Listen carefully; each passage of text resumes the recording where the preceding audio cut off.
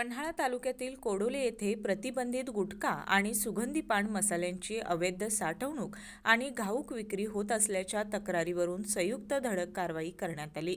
राष्ट्रीय तंबाखू नियंत्रण कार्यक्रम, जिल्हा सिव्हिल सर्जन कार्यालय कोल्हापूर, अन्न आणि औषध प्रशासन आणि पोलीस विभाग यांच्या संयुक्त विद्यमाने ही मोहीम राबवण्यात आली।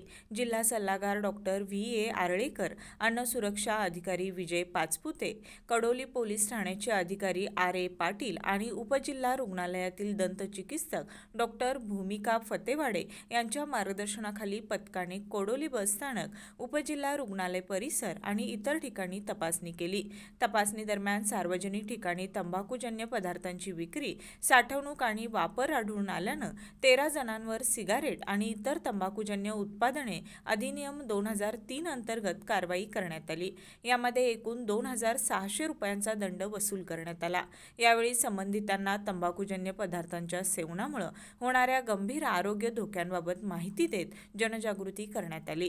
तंबाखूमुक्त समाज निर्माण करण्यासाठी अशा संयुक्त मोहिमा सातत्याने राबवण्यात येतील। नागरिकांनीही कायद्याचं पालन करून प्रशासनाला सहकार्य करावं असं आवाहन डॉक्टर व्ही. आरळेकर यांनी केलं। या कारवाईत जिल्हा शल्य चिकित्सक डॉक्टर प्रशांत वाडीकर, अन्न आणि औषध प्रशासनाचे शिखरे आणि कडोली पोलीस ठाण्याचे सहाय्यक पोलीस निरीक्षक कोडग यांचं सहकार्य लाभलं।